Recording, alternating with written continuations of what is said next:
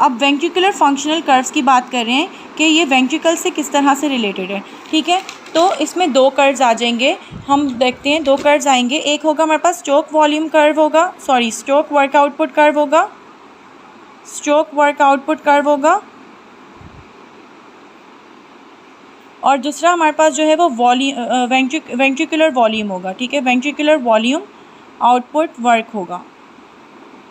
Curve होगा। अच्छा, अब जो हमारे पास स्ट्रोक वर्क आउटपुट की बात कर रहे हैं ना, तो इसमें बेसिकली क्या होता है कि पहले एक बात याद रखनी है कि जो स्ट्रोक वॉल्यूम है वो क्या होता है, ठीक है। जो स्ट्रोक वॉल्यूम क्या होता है, बेसिकली होता ये है कि लेट्स सपोज ये राइट एट्रियम है, ठीक है, ये राइट एट्रियम है, यहाँ पे मेरे पास राइट वेंट्रिकल है, इसी के नीचे यहाँ पे मेरे पास एट्रियो वेंट्रिकुलर वॉल है। यहाँ पे क्या हो रहा है, मेरे पास ब्लड जो है वो जा रहा है यहाँ पर किधर, राइट एट्रियम वेंट्रिकल में। राइट वेंट्रिकल में क्या होता है कि जब राइट वेंट्रिकल से जो है वो पल्मोनरी एओर्टा में या फिर नहीं सॉरी पल्मोनरी आर्टरी में ब्लड जाता है ना, तो क्या होता है कि सबसे पहले तो ये यहाँ का जो प्रेशर होता है, यहाँ का जो प्रेशर होता है ना, वो इतना इंक्रीज़ होता है कि वो इस प्रेशर से ज़्यादा हो जाए। जो जैसे यहाँ पे 80 मिलीमीटर ऑफ मरकरी का प्रेशर होता है, तो यहाँ से ये 0 से 5 तक जाता है, 5 से फिर वो आगे 80 तक जाता है, फिर 80 से 120 जाता है, और 120 पर जाकर क्या होता है कि ये अपना प्रेशर 120 तक इतना बढ़ा लेता है कि यहाँ से जितना भी ब्लड है वो फिर आसानी से यहाँ के वॉल्स को खोलता है और वो चला जाता है अंदर वो क्या नाम है पल्मोनरी आर्टरी में, ठीक है। तो क्या होता है कि जो अमाउंट ऑफ ब्लड हमारे पास फर्स्ट ओपनिंग पर चला जाता है वो हमारे पास कहलाता है stroke volume of the blood, ठीक है, मतलब वो स्ट्रोक वॉल्यूम कहलाता है, और वो अबाउट 70% ब्लड होता है, ठीक है, जो कि हमारे पास इजेक्शन फर्स्ट इजेक्शन मतलब कि हम लोग कहते हैं कि वो फास्ट इजेक्शन पर चला जाता है, ठीक है, फास्ट इजेक्शन ब्लड होता है वो।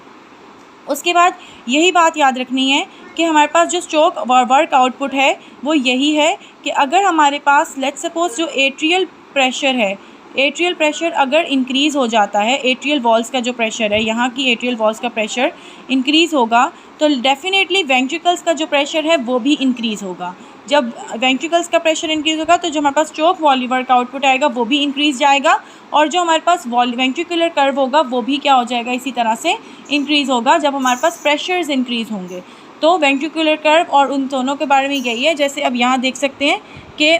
अब ये लेफ़्ट एट्रियल प्रेशर है और ये राइट एट्रियल प्रेशर है, ठीक है। तो क्या हुआ, हमारे पास एट्रियल प्रेशर बढ़ा तो हमारे पास क्या हुआ, स्ट्रोक वॉल्यूम भी बढ़ गया, एट्रियल प्रेशर बढ़ा तो स्ट्रोक प्रेशर भी बढ़ गया, ठीक है। उसके बाद यहाँ पर देखते हैं कि राइट वेंट्रिकुलर कर्व है, ये लेफ़्ट वेंट्रिकुलर कर्व है। हमेशा याद रखना है कि जो लेफ़्ट वेंट्रिकल होते हैं ना, उनके प्रेशर्स क्या होते हैं, हायर होते हैं as compared to the right ventricle, क्योंकि जो लेफ़्ट वेंट्रिकल्स होते हैं वो थिक होते हैं। इसी तरह से क्या हो रहा है कि हमारे पास जो ये राइट वेंट्रिकल का जो कर्व है वो स्लाइटली लेस प्रेशर है, ठीक है, ये हमारे पास यहाँ पे आकर रुक गया। जो लेफ़्ट वेंट्रिकल है उसका प्रेशर क्या होगा, ज़्यादा होगा। तो ये यही चीज़ आ रही है कि अगर हमारे पास एट्रियल प्रेशर बढ़ेगा तो वेंट्रिकुलर प्रेशर भी बढ़ेगा, और जब प्रेशर बढ़ता है तो वॉल्यूम जो निकल के जा रहा होता है वो भी बढ़ रहा होता है, स्ट्रेचिंग ज़्यादा हो रही होती है। फिर हमारे पास आर्टरीज़ में भी जो आगे से वेंट्रिकल से ब्लड जाएगा तो वो भी अमाउंट ऑफ ब्लड इंक्रीज होकर जाएगा।